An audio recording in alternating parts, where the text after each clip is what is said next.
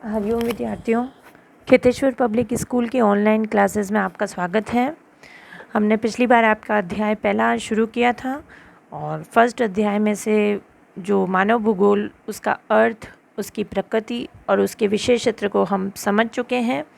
आज हम उससे आगे की बात करेंगे।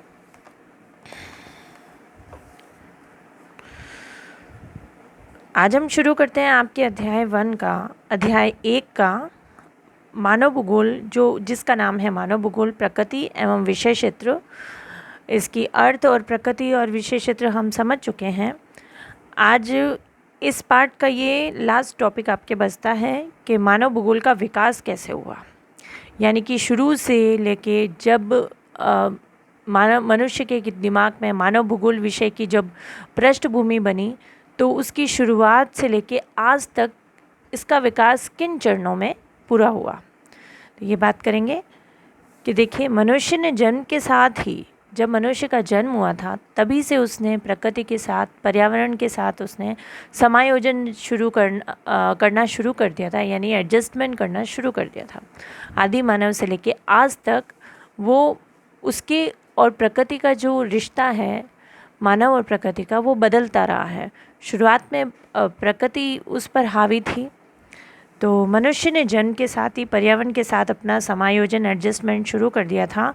समय के साथ साथ मानव व प्रकृति के संबंधों में बदलाव आया है, बिल्कुल बदलाव आया है। पहले मनुष्य, मैंने आपको बताया था प्रारंभ में, जो निश्चयवाद की जो विचारधारा थी, उसके अनुसार प्रकृति जो थी वो शक्तिशाली थी और मनुष्य प्रकृति के आगे बेबस था। ये बात हमने की थी पहले मानव का प्रकृतिकरण होता था, यानी कि मनुष्य प्रकृति के आगे बहुत ही बेबस माना जाता था, लाचार माना जाता था। जैसा प्रकृति उसको करने को कहती थी वो वैसा करता था। लेकिन अब उसने प्रकृति पे जीत प्राप्त कर ली है, प्रकृति का मानवीकरण। लेकिन अब प्रकृति का मानवीकरण होता है, यानी कि प्रकृति को मनुष्य ने अपने आविष्कारों से उसको कमज़ोर कर दिया है। वो हर चीज़ की खोज और आविष्कार करके उसने प्रकृति के आगे घुटने टेकने बंद कर दिए। मानव भूगोल के विकास को 3 युगों में विभक्त किया जा सकता है। जब से उसकी शुरुआत हुई मानव भूगोल की, तब से लेके आज तक को हम अगर 3 कालों में इसमें बांटते हैं, जिसमें प्राचीन काल है और उसके बाद मध्यकाल और उसके बाद आएगा आपके आधुनिक काल में मानव भूगोल का विकास किस तरह हुआ। तो सबसे पहले तो हम बात करेंगे प्राचीन काल में, यानी पुराने समय में इस विषय के बारे में कौन कौन से ऐसे भौगोलिकविद्ता हैं जिन्होंने इसके बारे में अपने विचार रखे थे। तो आप जानते हैं कि पुराना जो समय था, उस समय मनुष्य का ज्ञान बहुत सीमित था। हम बहुत सारे प्रदेशों के बारे में नहीं जानते थे, क्योंकि मनुष्य उस समय बहुत सारे प्रदेशों का भ्रमण नहीं करता था, वो घूमता नहीं था ज़्यादा। तो क्योंकि उस साधन नहीं थे ज़्यादा, वो ज़्यादा प्रदेशों के बारे में जाने इसका उसके पास कोई भी वो नहीं था प्रमाण कि वो किस तरीके से जाएगा किसी प्रदेश में, उसके बारे में कैसे जानेगा। तो प्राचीन काल में ज्ञान सीमित था। ज्ञान यानी मनुष्य का ज्ञान था जो बहुत कम था, उसका सीमित था। वो सिर्फ अपनी आवश्यकताओं को पूरा करता था। इतने डेवलपमेंट या विकास या जो आज तकनीक जहाँ पे है, उस जगह वो मनुष्य नहीं पहुँचा था। तकनीकी विकास का स्तर भी निम्न था, उसको इतनी टेक्निक्स नहीं आती थी मनुष्य को। चारों तरफ एक प्राकृतिक वातावरण था, मतलब प्रकृति उस पर हावी थी। चारों तरफ जो उसका प्राकृतिक वातावरण उसको जो अपने बंधन में बांधे हुए था, वो उसका पूरा मतलब फॉलो करता था मनुष्य। प्रकृति के आगे वो कुछ भी नहीं कर पाता था। तो प्राकृतिक वातावरण चारों ओर दिखाई देता था। प्राचीन सभ्यताएं, पुराने समय में देश कम होते थे, सभ्यताएं होती थी। शुरुआत सभ्यताओं से हुई, फिर उसके बाद आज जितने विकसित देश हम देखते हैं, इतने पुराने समय में नहीं थे। तो सबसे पुराने समय में कौन कौन सी सभ्यताएं विकसित हुई थी? जैसे भारत की, चीन की सभ्यता, मिस्र, यूनान और रोम की सभ्यताएं, ये 4-5 जो सभ्यताएं थी, वो पुराने समय में मनुष्य का केंद्र स्थान था, केंद्र बिंदु था वो, जहाँ मनुष्य बहुत सारी घटनाएं करता था। जब पुराने ज़माने में मनुष्य इतना विज्ञान के बारे में, एक साधारण मनुष्य इतना नहीं सोच सकता था। हालांकि बहुत विज्ञान ने खोज हमारे देश में ही की थी, लेकिन उसके बावजूद भी जो साधारण व्यक्ति हैं या ज़्यादा से ज़्यादा जो जनसंख्या है, वो इतनी बातों को नहीं सोचती थी। वो प्राकृतिक शक्तियों को ही देवता मानती थी, भगवान मानती थी। वेदों के अनुसार सूर्य, जैसे उस समय में मानते थे लोग कि सूर्य देवता है, वायुदेव, अग्नि, जल, वर्षा, ये सभी क्या है, देवता हैं और ये प्राकृतिक शक्तियाँ हैं। इन प्राकृतिक तत्वों को देवता मानकर पूजता मनुष्य पूजा करता था इनकी। तो ये सारी उस समय मानव भूगोल इतना, मानव के क्रियाकलाप इतने ज़्यादा नहीं थे। तो इसके बारे में हम 2-3 लोगों के बारे में जानेंगे, वो उन्होंने क्या कहा है पुराने समय, प्राचीन काल में मानव भूगोल के विकास के बारे में। तो सबसे पहले हम बात करते हैं अरस्तु की। अरस्तु ने क्या खोज निकाली थी? अरस्तु ने जब ज़्यादातर लोगों को देखा तो उसने एक निष्कर्ष निकाला मनुष्य के व्यवहार के बारे में। वो कहता था कि ठंडे प्रदेशों में, यानी कि जिन जगहों का जो तापमान है वो कम होता था, वहाँ ठंडे प्रदेशों में मनुष्य जो होते हैं, जो मनुष्य वहाँ रहते हैं, वो बहुत बहादुर होते हैं, लेकिन वो ज़्यादा सोचते नहीं, यानी उनमें थोड़ी चिंतन करने की शक्ति जो थी वो कम होती है। ये अरस्तु का मानना था। जबकि एशिया के लोग, यानी कि ज़्यादा टेम्परेचर में, थोड़े से ज़्यादा टेम्परेचर में रहने वाले लोग सुस्त होते हैं, थोड़े ज़्यादा बहादुर नहीं होते, थोड़े सुस्त होते हैं, लेकिन उनका माइंड, यानी कि वो चिंतनशील बहुत होते हैं, वो बहुत ज़्यादा सोचते हैं। यह अरस्तु ने कहा था पुराने समय के, प्राचीन काल के मनुष्य के बारे में। अब हेरोडोटस ने क्या कहा? हेरोडोटस कहता है कि घुमक्कड़ जातियों तथा स्थानीय कृषक जातियों के जीवन पर वातावरण का क्या प्रभाव पड़ता है, वो उसने बताया था कि जो घुमक्कड़ जातियां हैं, एक स्थान से दूसरे स्थान जाती है, घूम घूम कर अपना जीवन व्यतीत करती थी उस समय, तो उस पर वातावरण का क्या प्रभाव पड़ता था। और जो स्थायी जातियां हैं, स्थायी कृषक जातियां, किसान जो थे, उन पे क्या फ़र्क पड़ता था, ये प्रकृति का या वातावरण का, ये हेरोडोटस ने बताया। हिकेटियस ने बताया कि विश्व के भौगोलिक ज्ञान को, जो विश्व का भौगोलिक ज्ञान है उसके बारे में हिकेटियस ने बताया था। विश्व के भौगोलिक ज्ञान को उसने बताया और फिर उसका अध्ययन किया। ये देखिए, हिकेटियस ने भूगोल, विश्व का जो ज्ञान है उसको व्यवस्थित किया और भूगोल का जनक, इसीलिए हिकेटियस को क्या माना जाता है, भूगोल का जनक माना जाता है, क्योंकि उसने जो विश्व का सबसे पहले ये कहा है कि जो मानव भूगोल की नींव डाली थी, वो भूगोल की जो नींव डाली थी वो हिकेटियस ने डाली थी। सबसे शुरुआत में उसने बताना शुरू किया, तो इसीलिए उसको भूगोल विषय का जनक माना जाता है। उसके अलावा थेल्स और एनेक्सीमेंडर, इन्होंने क्या कहा, यूनानी दार्शनिक जिन्होंने जलवायु, वनस्पति जिन्होंने मौसम के बारे में, पेड़ पौधों के बारे में और मानव समाज का अध्ययन किया। और आपको पता है ये सभी भूगोल के विषय सामग्री हैं। तो थेल्स और एनेक्सीमेंडर ने दार्शनिक थे, वो यूनान के थे और उन्होंने जलवायु पे, वनस्पति पे और मानव समाजों का वर्णन किया। अब आगे बात करते हैं हम। स्ट्रैबो कहाँ का था? रोम का था। स्ट्रैबो ने और उसके जैसे कई रोमन व्यक्तियों ने, मनुष्यों ने या भूगोलवेत्ताओं ने मानव और उसकी प्रगति के स्तर पर भू पारिस्थितिकीय स्वरूपों के प्रभाव का अध्ययन किया। यानी कि मनुष्य की जो विकास है, मनुष्य की जो प्रगति है, उसमें प्रकृति का, वातावरण का क्या योगदान होता है, बहुत बड़ा योगदान होता है। मनुष्य वातावरण या प्रकृति से दूर रह के अपने विकास के बारे में सोच भी नहीं सकता। आप ये अच्छी तरह से जानते हैं। मनुष्य को सिर्फ तकनीक आती है, लेकिन प्राकृतिक संसाधनों के बिना वो कुछ भी नहीं कर सकता। तो इन सब का अध्ययन स्ट्रैबो ने किया।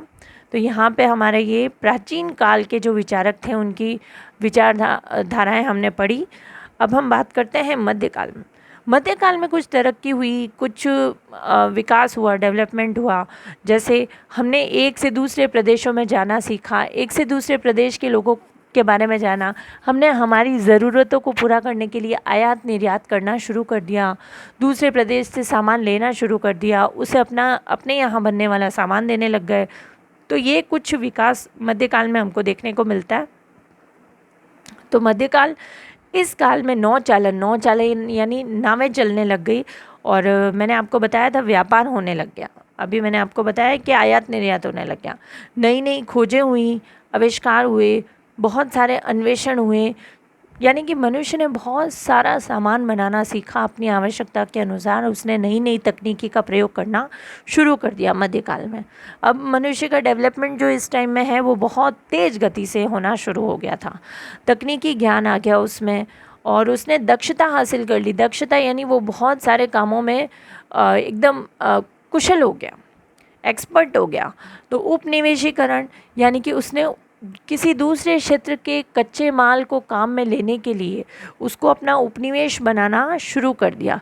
उपनिवेश कैसे बनाए जाते थे? पहले जब हम किसी दूसरे स्थान पे जाके वहाँ के कच्चे माल को लेना चाहते थे और उसके बाद वहाँ पे व्यापार करना चाहते हों तो उसको हम क्या बना लेते थे? अपना उपनिवेश।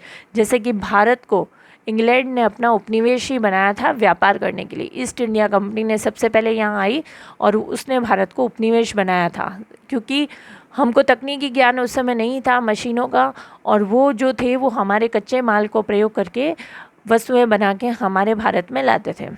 तो ये उपनिवेशीकरण की प्रक्रिया उन दिनों में शुरू हो गई थी और व्यापारिक रुचियों का विकास हुआ था और प्रादेशिक विश्लेषण किया गया। यानी कि हर प्रदेश का अलग अलग विश्लेषण किया गया कि कौन से प्रदेश में क्या वातावरण है, भौगोलिक वातावरण, और कौन से उद्योग या व्यापार के अनुकूल है वो प्रदेश, ये देखा जाने लग गया।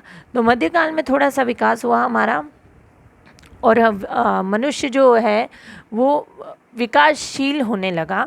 वो नई नई तकनीकी के प्रयोग से आगे बढ़ने लगा। तो उसी के साथ मानव भूगोल के विषय में भी थोड़ी बहुत ज़्यादा परिवर्तन आया और डेवलपमेंट की तरफ वो बढ़ने लगा। अब हम बात करते हैं आधुनिक काल की। आधुनिक काल तो बहुत तकनीकी युग है। इस काल में मानव भूगोल का विकास सभी देशों में, सारे देशों में हुआ था। इसमें मानव भूगोल का विकास और इस विषय का अध्ययन भी किया जाता था। सबसे पहले हम बात करते हैं जर्मनी की। अब इसमें कुछ देश हैं, उनमें कौन कौन से लोग थे जिन्होंने मानव भूगोल में बहुत किताबें लिखी, मानव भूगोल के बारे में अपने अपने विचार दिए, उनकी बात करेंगे हम। तो ये जो मुख्य मुख्य हैं उन्हीं का नाम यहाँ दिया गया है। सबसे पहले हम बात करते हैं जर्मनी की। जर्मनी में देखिए कौन कौन थे। Humboldt, Ritter, Froebel, Peschel, Ratzel. Ratzel की बात हमने आपकी पिछली क्लास में की थी। फ्रेडरिक रेडजेल, जिसे आधुनिक मानव भूगोल का पिता कहा जाता है, जनक कहा जाता है। आपको याद है, आपको वापस रिवाइंड करना चाहिए उस चीज़ को। देखिए याद कीजिए, रेडजेल ने एक पुस्तक लिखी थी अपनी, उसका नाम क्या था? एंथ्रोपोजोग्राफी। उसमें उसने मानव भूगोल के बारे में लिखा था। तो ये जर्मनी का था रेडजेल। उसके अलावा रिchthofen। अब है फ्रांस के। फ्रांस के कौन कौन थे? Vidal de la Blache. आपने ये नाम सुन रखा है। पिछली क्लास में हमने कहा था कि विडाल डी ला ब्लाश कौन था, याद है आपको? कि वो संभववाद का जनक था। उसने संभववाद की विचारधारा रखी थी। ब्रून्स, डिमांजिया और फेब्रे, उसके अलावा ये भी फ्रांस के थे। अब बात करते हैं हम अमेरिका। अमेरिका के थी एलन सैम्पल। एनएल सैम्पल, ये पहले अध्याय में मैंने आपको बताया था। एलन सैम्पल किसकी शिष्या थी? रेडजेल की। और किसको मानती थी वो? निश्चयवाद को मानती थी, नियतिवाद को।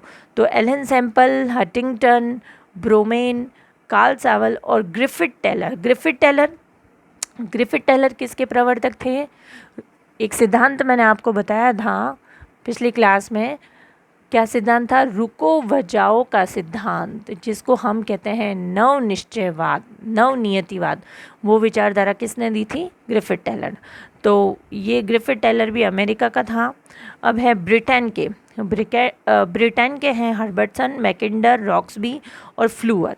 तो ये सारे जो हैं, इन पे कई बार छोटा प्रश्न पूछ लेते हैं कि रिटर कहाँ के थे, तो आपको बताना है जर्मनी का। तो आपको ये याद करने पड़ेंगे, कई बार प्रश्न पूछा जाता है इनसे। अब है मानव भूगोल के क्षेत्र और उपक्षेत्र। ये तो बात की हमने पूरा मानव भूगोल का विकास, आज से लेके पुराने प्राचीन समय से लेके आज मानव भूगोल कहाँ पहुँचा है, उस सारी बात हमने कर ली। अब आज आधुनिक काल तक मनुष्य कहाँ पहुँच गया, मानव कहाँ पहुँच गया। अब हम बात करते हैं मानव भूगोल के क्षेत्र। जैसे जैसे मानव भूगोल का विकास हुआ, कोई भी विषय जब बड़ा होता है तो बहुत ज़्यादा बड़ा हो जाता है, तो हमें उसे कुछ भागों में, कुछ टुकड़ों में बांटना पड़ता है। जैसे मैंने तुम्हें प्रारंभ में ही बताया था कि हम जो भूगोल है उसकी 2 शाखाएं, मुख्य शाखाएं तो 2 ही है भूगोल की, एक तो भौतिक भूगोल और एक मानव भूगोल। लेकिन जैसे जैसे कोई विषय बढ़ता है, आगे बहुत बढ़ता है, तो उसकी और भी बहुत सारी शाखाएं हो जाती है, बहुत सारे टुकड़े हो जाते हैं। तो उन टुकड़ों में जो हैं उनको हम, जितने भी मानव भूगोल की शाखाएं या टुकड़े हुए, प्रकार हुए, उसको हम क्षेत्र कहेंगे। और उन क्षेत्रों के अंदर भी बहुत सारा विभाजन हो गया, उन्हें हम उपक्षेत्र कहते हैं। तो ये प्रश्न पूछा जाता है कई बार कि मानव भूगोल के क्षेत्र क्या है, उपक्षेत्र।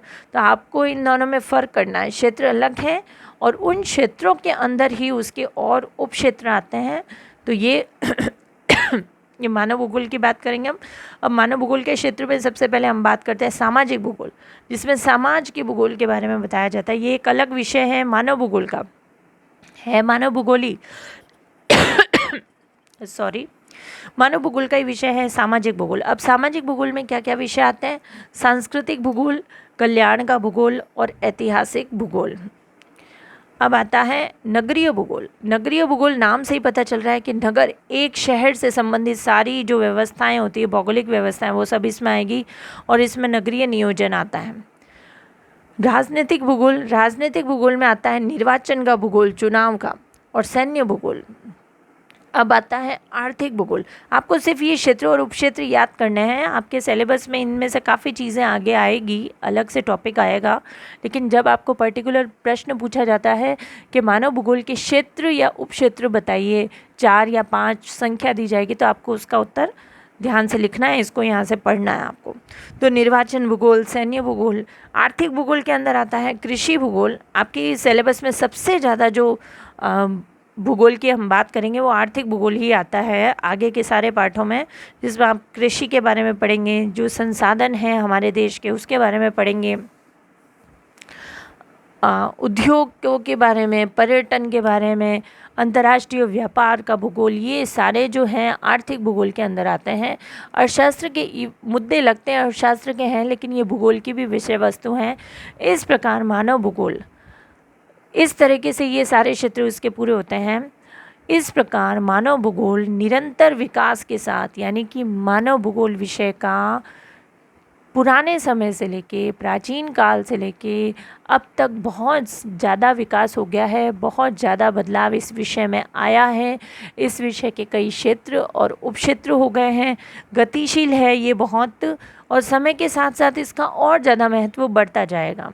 इसके अध्ययन क्षेत्र की व्यापकता और ज़्यादा बढ़ती जाएगी और इसका कई अन्य विषयों से इसका संबंध होता है, वो भी हम पढ़ेंगे आगे जाके। आज भूगोल की इस शाखा का अध्ययन संपूर्ण विश्व में किया जाता है। कौन सी शाखा? मानव भूगोल। मानव भूगोल की शाखा आजकल भूगोल की ज़्यादा महत्वपूर्ण शाखा बन गई है और पूरे विश्व में ये भूगोल के पाठ्यक्रम में ये विषय वस्तु हमें देखने को मिलती है। तो बच्चों, आज आपके जो है फर्स्ट अध्याय जो है आपका वो छोटा ही था आपका, मानव भूगोल, उसकी अर्थ, उसकी प्रकृति, उसका विषय क्षेत्र, फिर उसका विकास और उसके क्षेत्र और उपक्षेत्र, ये सारी चीज़ें मैंने आपको समझा दी। आप जितने भी वीडियो आपको भेजे हैं आप उन्हें वापस समय मिलता है तो उन्हें दोबारा देखिए और अच्छी तरह से समझने की कोशिश कीजिए। अब ये कुछ प्रश्न हैं आपके, ये प्रश्न आप 5 प्रश्न हैं आपके, इनको आपको पढ़ना है और अच्छी तरह से इनको करके इनके जो जवाब हैं आपको इन्हीं नोट्स में मिल जाएंगे, वो सारे लिख के और ध्यान से लिखिए। आप अपनी अच्छी राइटिंग में आपको लिखना है, गलती नहीं करनी है, कोई भी जल्दबाजी नहीं करनी है, आराम से करके और आप इसकी एक पिक ग्रुप में डाल दीजिएगा। ठीक है, ओके, थैंक यू।